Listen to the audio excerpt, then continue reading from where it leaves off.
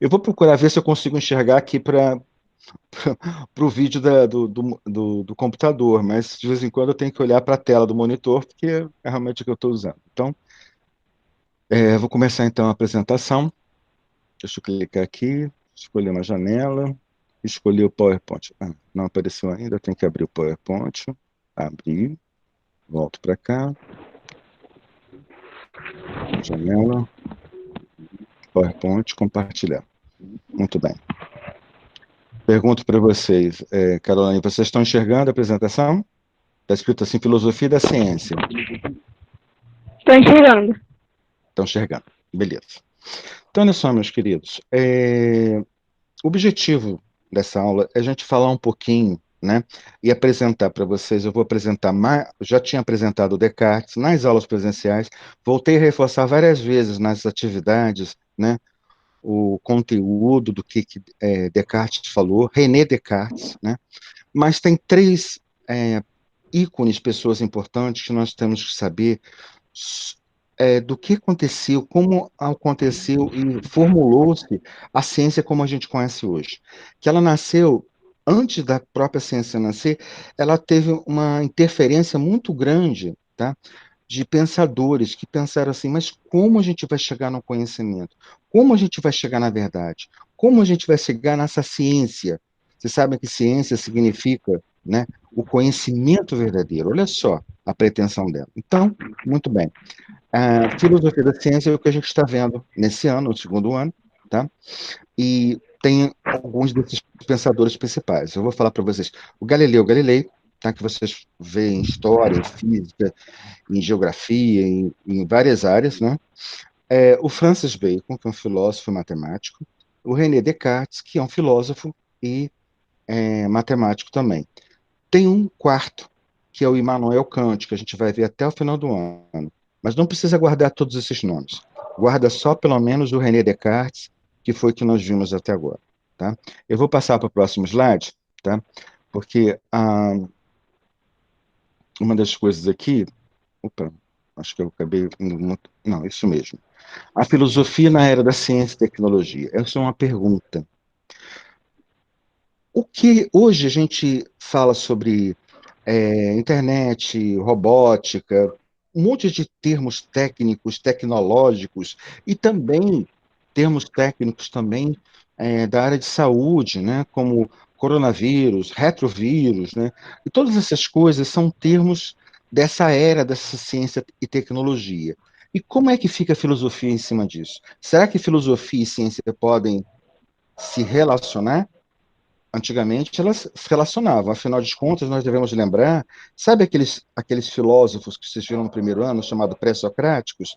Eles estavam buscando o quê? Estavam buscando a origem de todas as coisas, a origem da natureza, né? A natureza, o nome dessa essa palavra chamada natureza em grego significa physis.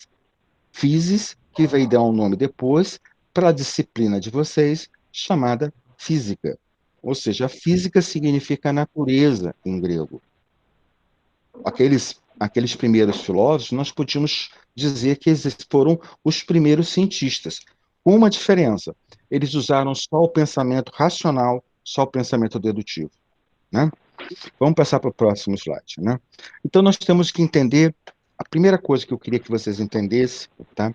Vocês podem fazer no print screen à vontade, mas, de qualquer forma, eu vou disponibilizar esse PowerPoint, né, esses slides, lá no mural de vocês, tá? Então, vamos ver. Os métodos da ciência. No senso comum, quando a gente diz uma dedução, uma indução, são coisas que a gente aplica a termos diferentes. Normalmente a gente diz, você está induzindo alguém, você está convencendo, você está, na verdade, forçando a pessoa a pensar daquele jeito. Normalmente é assim que se usa o termo indução no senso comum. Dedução, normalmente é assim, as pessoas usam, você deduziu isso, você tirou da onde, né? Você conseguiu pensar nessa resposta, né? Então, se usa o termo dedução como se fosse depois que você fez uma descoberta.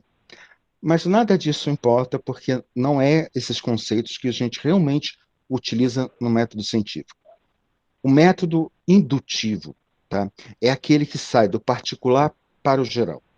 É o seguinte, é a própria ciência. A ciência básica, ela usa esse método indutivo, que é primeiro observar tudo, depois de fazer várias experiências, chegar, bom, a uma hipótese, a uma teoria. Bom, isso aqui funciona dessa forma depois que eu fiz diversas experiências. Eu quero saber como funciona, ainda não sei.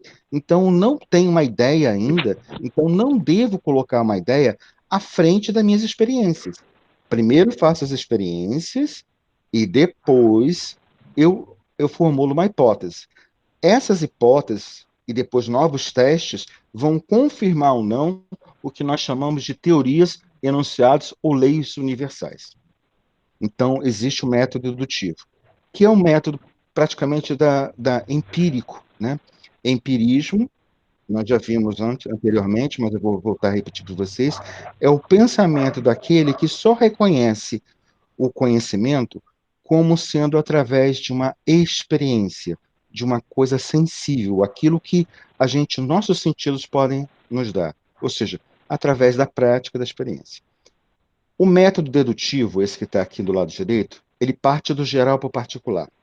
Por exemplo, querem ver um caso de ciência que usa o método dedutivo? Já ouviram falar na teoria do Big Bang? A teoria do universo, né, da criação do universo? Pois bem, ninguém conseguiu ainda pegar todas as experiências de pegar na astronomia, todas as fotos das estrelas e comprovar com certeza. Eles só têm evidências que devem estar certo. Mas o que eles fizeram? Antes de testarem, de experimentarem, de fazer experiência, eles imaginaram que deve ter havido uma explosão inicial. Ou seja, é um pensamento dedutivo. Você pensa no problema, você pensa o que aconteceu, depois você vai tentar comprovar aquela sua teoria. Então, primeiro vem a ideia, a formulação do problema, depois vem a hipótese, e depois é que vem a verificação, que é a observação e a experiência em si. E, novamente, no final, o que, que eles obtêm? Resultados, teoria, enunciados e leis universais. Foi assim com a gravidade, foi assim com a teoria heliocentrista, né? Ou seja, que diz que o Sol é que, na verdade, é o centro do nosso sistema, né? E não a Terra, né? Então, tudo isso foi uma evolução dessa revolução científica. Também temos que perceber o seguinte: existe um contexto, né? Uma época, né? Século XVI, XVII, XVIII. Esses 3 séculos são importantíssimos da Revolução Científica. E olha só, 18, quando chega no século XVIII, surge uma nova revolução, a Revolução Industrial, que só pode ocorrer porque os homens, a ciência evoluiu. E aí descobriu a máquina a vapor, descobriu o telescópio, o barômetro, a bússola e várias outras coisas que hoje a gente sabe que são descobertas da ciência e invenções. Vou passar para o próximo slide. Se vocês não printaram, printa agora que eu vou passar para o próximo, tá bom? Bom, as 3 pessoas com que eu estava falando para vocês que são importantes, que nós não podemos esquecer, que fizeram revoluções, tá? Nós podemos chamar até de a Revolução de Galileu Galileu, de Galileana, de Francis Bacon, de Baconiana, e de Descartes, cartesiano. Tá? Isso é uma forma geral que se usa, mas não precisa guardar esse nome. O que precisa saber é Galileu Galilei, Francis Bacon, René Descartes. Galileu Galilei e Descartes, eles são dedutivos, eles usam racionalidade, ou seja, eles têm primeiro a ideia, a hipótese, para depois testar. Francis Bacon, ele inaugura, ele pensa numa ciência que é, primeiro, fazer a experiência e depois chegar a uma teoria. Tá? Então, ele tem um conceito inverso, né? Ou seja, é aquilo que nós vimos anteriormente. O método indutivo, primeiro a experiência, depois a teoria. Ou seja, é do particular para o geral. E o método dedutivo é primeiro a teoria, o geral, para depois testar no particular. Tem essa diferença, né? Isso vocês vão pegando com o tempo, isso é importante porque cai em todas as provas do Enem, e não só em filosofia, em outras áreas também. Tá? Então vocês vão ter que entender de um jeito ou de outro, pela filosofia, por exemplo, que seria melhor, o que é um método indutivo E o que é o método dedutivo? Vou passar para o próximo slide, tá? Isso aqui, gente, eu só quis colocar aqui, eu não vou explicar em cada parte, não. Só quero que vocês observem o seguinte: esse é o método científico moderno, tá? Observa que ele se fecha. Estou passando o mouse aqui em círculo, porque você está vendo que não tem nada que saia dele. Ou seja, a teoria científica, né? Elas são implicações, conclusões, previsões, testes, e o tempo todo são hipóteses que vão sendo testadas, testadas. A própria ciência, ela se, ela se gera, ela se corrige, tá? E é interessante o seguinte, talvez vocês não tenham visto isso, mas é, há uns 20 anos atrás, um pouco mais, né, o ovo era considerado pela ciência um vilão, um alimento ruim. E todo mundo divulgava isso por quê? Por causa do colesterol. Mas o que acontece é que a ciência hoje redescobriu e foi fazendo novas experiências e descobriu que o colesterol do ovo é um colesterol bom. Tem um colesterol ruim e colesterol bom. Eles não sabiam que tinham esses dois. E esse colesterol bom não faz mal. É até importante que a gente tenha. Então, veja só, o que que a ciência faz? Ela fica sempre nesse modo de autodestruição e de verificação contínua, tá? Todas essas partes que vocês estão vendo aqui, ó, do método científico, foram pensadas, foram projetadas, são ideias que os filósofos pensaram para fortificar e criar a ciência, né? Porque até então, antes do Renascimento do século XVI, né, a ideia máxima era o quê? A ideia máxima era de Deus, então nada podia contrariar o teocentrismo. Teo é Deus, centrismo, ou seja, Deus, centro de todas as coisas. Era criador de tudo, então tudo era responsável. Por isso que a Terra era o centro do sistema solar, né? Mas quando o teocentrismo foi, aos poucos, caindo, e quando Copérnico, Galileu comprovaram que a Terra, né, era um planeta que girava em volta do Sol, e o Sol é que era o centro do nosso sistema, né, é, esse pensamento começou a mudar. E aí deu margem para que outros pensadores, como Bacon, como Descartes, como Kant, Galileu, conseguissem pensar e formular um método científico. Isso aqui, gente, o método científico que vocês estão vendo aqui, é fruto desse pensamento dessas pessoas. E até hoje é válido. A ciência é feita dessa forma até hoje. Vou passar para o próximo, tá bom? Bom, aqui eu estou só falando um pouquinho sobre os antecedentes da revolução, né, científica, que foi a anterior à revolução, lógico, industrial, tá?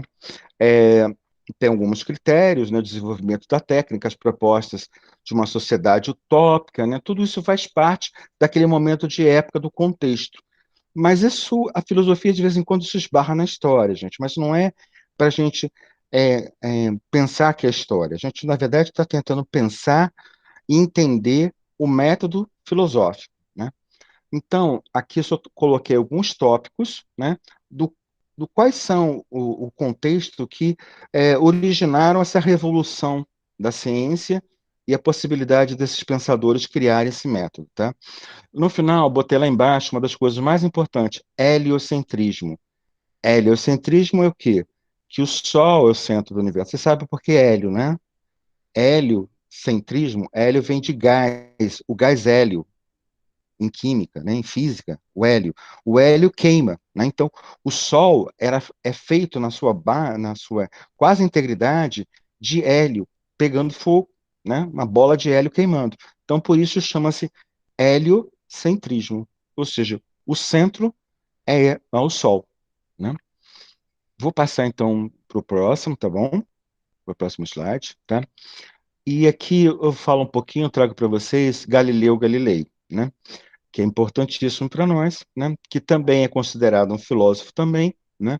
Ou ele se autodenominava filósofo, como pensador, porque ele teve que teorizar, ele teve que usar o pensamento, de novo, eu vou repetir, o pensamento dedutivo, o pensamento racional, né? Lembrando que desses três, né, é, Bacon, Galileu e Descartes, né, é Bacon que inaugura e pensa no método mais científico que hoje, que a gente chama de método indutivo, que é aquele a partir das experiências a gente chega na teoria, tá? O método dedutivo é o método racional, usado por Galileu, usado por René Descartes e usado pelos grandes matemáticos e astrônomos, né? Eu vou passar para o próximo, tá bom? Depois vocês podem pegar isso daqui e, de repente, até fazer uma pesquisa um pouquinho melhor sobre ele, né? Bom, o Bacon. O Bacon, o Francis Bacon, ele foi importante porque ele observou que primeiro a gente tinha que fazer um levantamento do problema, a formulação de uma hipótese, uma experimentação a partir do quê? A primeira coisa que ele coloca lá é a observação. A gente, antes de fazer qualquer coisa, a gente tem que observar. A gente só pode formular uma hipótese, uma ideia, alguma coisa, depois que a gente observar. Dessa forma, o Francis Bacon ele se opôs a uma coisa que a gente chama de ideia inata ou ideia a priori. Ideia inata e ideia a priori são ideias que a gente já tem pré-concebidas. Por exemplo, durante muitos séculos, as pessoas pensavam que todos nasciam com a ideia de Deus, que Deus é uma ideia inata, uma ideia a priori, né? Mas será mesmo, né? Pois bem, para Bacon, não existe ideia inata e ideia a priori. Só existe ideia a posteriori, posteriormente à observação, posteriormente à experiência, posteriormente ao empirismo, ao que você vai observar na natureza. Então, primeira coisa é fazer a experiência, observar, sem pensar na teoria. Depois, pensar na teoria. Essa forma de pensar de Bacon fortificou a ciência como é a ciência hoje. E a ciência, cada vez mais, ela caminha, né, sempre no sentido de se melhorar, de se melhorar. Dessa forma, com o pensamento ou com o método indutivo que Bacon inaugura. Tá? Foi uma das primeiras pessoas que pensou no método indutivo. Tá bom? Eu vou passar para o próximo. Tá? René Descartes nós já vimos várias vezes, né? Nós já vimos anteriormente, até nas aulas presenciais também, eu já tinha falado para vocês sobre ele, né? E ele é um francês, e ele que disse, penso, logo existo, né? Quando ele estava formulando as suas regras do método científico, né? Do método cartesiano. Era um matemático também, né? Mas veja, Descartes, ele acredita que a razão consegue chegar num conhecimento pela razão, ele é um racionalista, porque ele pensa que a razão e a ideia é ainda mais importante do que a experiência, tá? Mas ele se rende um pouco, tá? Não tanto, mas um pouco à questão do empirismo, tá? Mas ele não consegue fazer esse casamento. Só quem vai conseguir fazer essa união dos empiristas com os racionalistas vai ser um filósofo lá na frente chamado Immanuel Kant, no século XVIII, um iluminista, tá? Então, Descartes foi muito importante sim, porque ele foi o iniciador dos métodos científicos, mas o método científico dele não foi o único, né? Porque a gente viu, tem o dedutivo, que é o que ele inaugura, mas hoje o que se usa mais é o método indutivo. Vou passar mais um slide aqui. Olha só, eu trouxe o John Locke, que também é um empirista. Ele também acredita que só a partir, né, da experiência que a gente pode ter uma ideia. Então, ele defendeu isso. John Locke e David Hume. A gente vai ver também David Hume também, tá? Mas esses dois são importantes. Mas eu trouxe o John Locke só aqui um instantinho, porque o Hume a gente vai estudar mais à frente. O Locke, eu acho que só para colocar que ele concordava também com o David Hume, que é importante, né?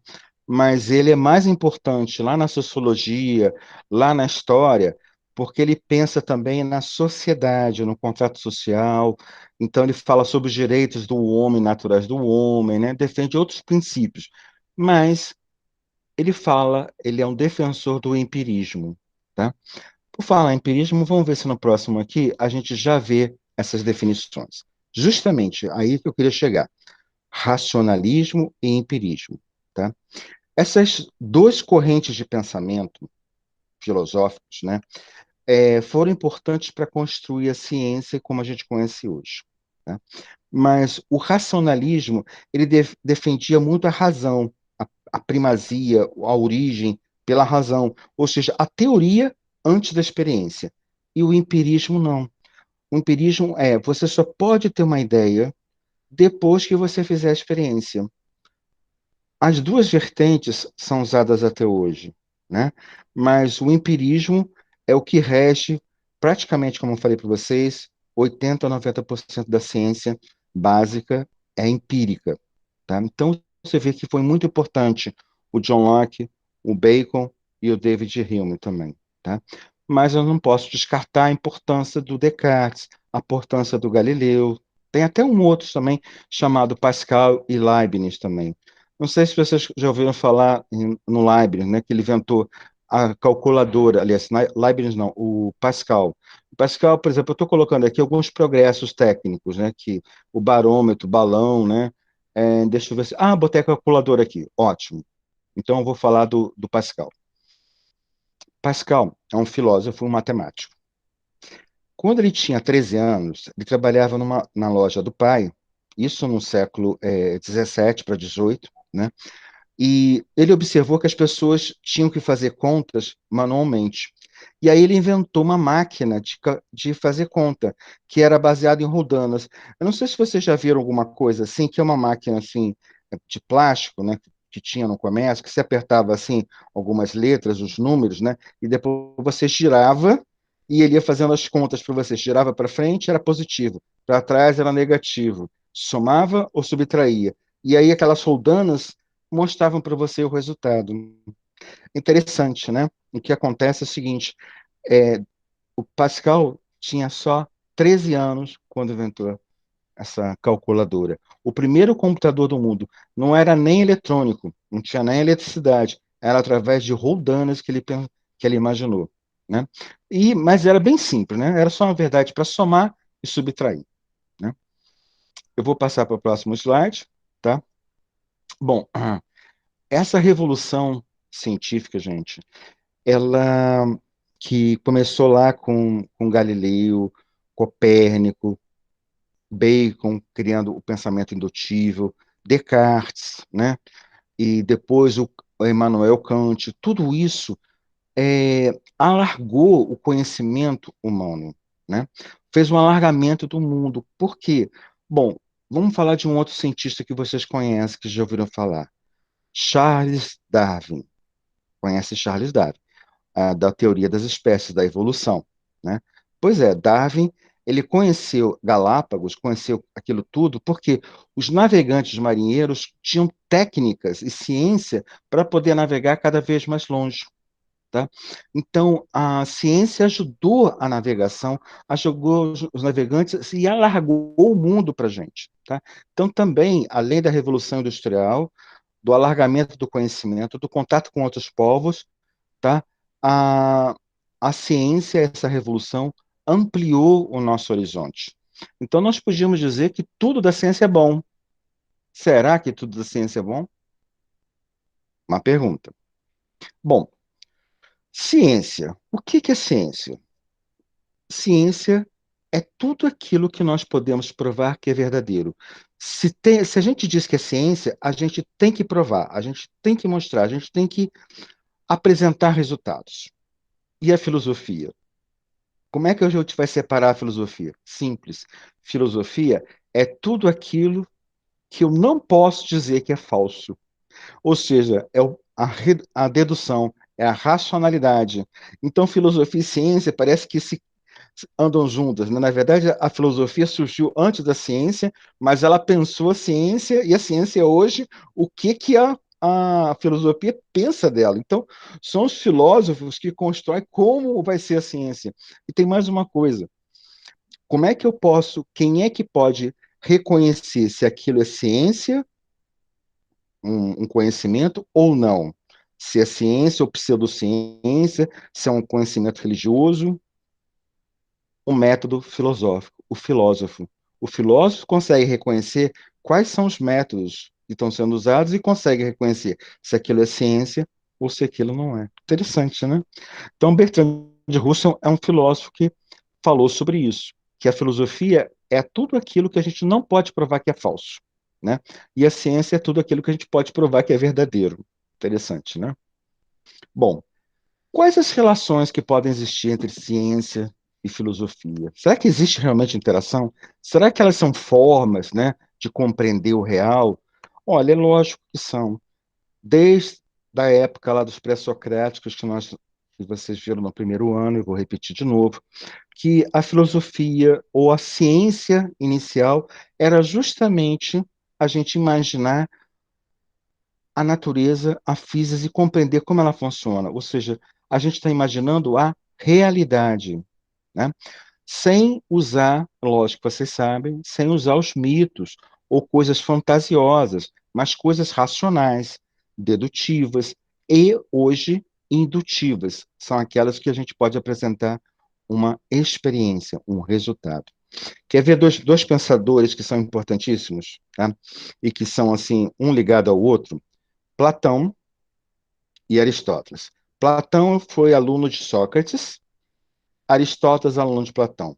Para Platão, a ideia pura, né, ou seja, o mundo das ideias era a coisa mais importante. Então ele era um dedutivo, ou seja, o método dele era de dedução. Já para Aristóteles, ele acreditava que a gente só conseguia ter uma ideia a partir do momento que a gente observasse a natureza. Então, Aristóteles, ele só pensava a partir da experiência, e Platão só pensava na experiência a partir da ideia. Olha só que interessante, né? Mas os dois foram perfeitos um com o outro, tá? Não foram um aluno que se opôs ao professor, né? No final, Aristóteles, ele reconhece todo o trabalho de Platão. Bom, aqui eu estou colocando de novo para vocês, falando um pouquinho sobre os pré-socráticos, que nós podemos chamar dos primeiros cientistas, os primeiros filósofos, né? Inclusive até um dos importantes aqui, o Demócrito, que ele pensou que o átomo, hoje nós chamamos de átomo, uma coisa que ele pensou há 2.500 anos atrás, que era a unidade indivisível. Existia na matéria alguma coisa indivisível, que era o que compunha toda a matéria, todo o universo, tá? E Demócrito deu o nome de átomo, o indivisível em grego, né? A Tales pensou que fosse a água, o fogo, o eláctito, cada um pensou alguma coisa e pensou em algum elemento, mas Demócrito ele pensou numa coisa diferente, então ele não quis dar um nome para um elemento como água, vento, ar, nada disso, né? Então ele pensou e disse, bom, o nome disso é átomo, e exatamente ele estava certo, né? Muito tempo depois a gente está comprovando isso. Bom, aqui eu estou só trazendo para vocês que na Idade Moderna, né, esses cientistas como Galileu, o Newton, Boyle, né, se confundiam e pensavam algumas coisas como se fossem filósofos. E filósofos também eram como se fossem cientistas, existia uma mistura, tá? Aí eu coloquei ali o Descartes, Pascal, que eu falei para vocês, aquele que com 13 anos descobriu e inventou a calculadora, tá? E o Leibniz também, que é o outro filósofo também. Mas o mais importante para a gente guardar da Revolução Científica, nesse momento aqui, que vocês estão vendo, é o Descartes, né? Que está aqui, né? E podemos falar do Galileu também. Então, de novo, que a gente tem que guardar dessa revolução. Não precisa se guardar todos os grandes cientistas, não. Galileu, Bacon, Descartes. E depois, mais tarde, Immanuel Kant. Vou passar para o próximo slide. Bom, mas no início da Idade Moderna, justamente a filosofia e a ciência, ela se concretizou no século XVIII com quem? Nada mais, nada menos do que Immanuel Kant. Esse que nós vamos ver ainda durante até o final do ano. Provavelmente eu vou ter o módulo 1, o módulo 2 e o módulo 3. Eu não vou ter um módulo 4, talvez, né, na nossa matéria, tá? Esses módulos não são exatamente iguais a bimestres, mas significam em termos de conteúdo que eu estou tentando passar para vocês, tá? Então, gente, é lógico que a gente vai avaliar, fazer provas e avaliações de acordo com o módulo, de acordo com esse conteúdo, tá? Que não é exatamente bimestre, porque fica difícil a gente avaliar o bimestre, porque não é mais essa ideia que a gente tem da escola normal, como era antigamente. Não sei até quando a gente vai ficar assim, mas enquanto isso a gente tem que trabalhar.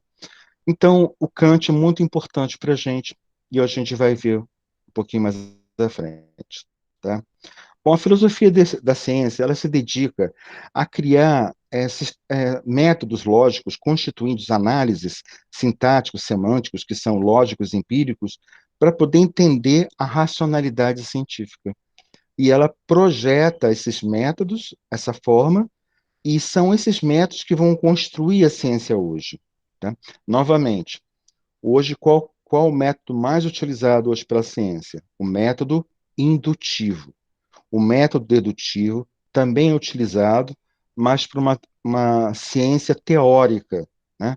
Hoje, praticamente toda a ciência é indutiva. A partir da experiência que você chega numa hipótese, tá? Bom, desafio da nossa a filosofia da ciência, né?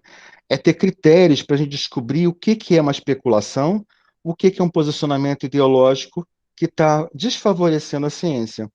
Por exemplo, o filósofo é bom para comparar e para perceber o ataque à verdade, né? Eu vou, nesse momento hoje no mundo, tem muita gente atacando a ciência, né? E desconstruindo para uma questão ideológica, né? Talvez religiosa até, né? Uma dica, eu vou falar aqui que vocês podem pensar sobre isso, né? Sobre essa crítica, é a Terra plana, né? A Terra plana, ou seja, como se hoje em dia alguém pensar que a Terra é plana, depois a gente tirar fotos do espaço, mostrar a Terra e conceituar e comprovar que ela é um esferoide, né? Um planeta, né? Mesmo assim, alguns estão se opondo à ciência, mas sem argumentação forte, né? É uma argumentação ideológica. Então, mas tem outras coisas que estão fazendo. Então, fica aí a pergunta para você descobrir as outras coisas que estão atacando de uma forma ideológica. Tá? Bom, agora no final, eu queria fazer uma pergunta para a gente chegar a responder isso até o final do ano, que é o seguinte: parece, né, que a ciência ela avança, então é uma evolução. Então, existe um patrimônio, existe uma evolução da ciência com conhecimento, com tudo que a gente vai aprendendo, internet, clone, estação espacial, né? É, retrovírus, coronavírus, tudo isso é um patrimônio da humanidade. A humanidade está evoluindo. A quem depende a ciência? A ciência se subordina a quem? O que é que ela precisa para poder existir? Né? Se ela precisa de recursos, então ela está se subordinando ao poder econômico. Então vamos pensar sobre isso e vamos ver o que está acontecendo, o que a ciência realmente faz. Né? Isso é só um preâmbulo que a gente vai tentar responder e criticar isso até o final do ano.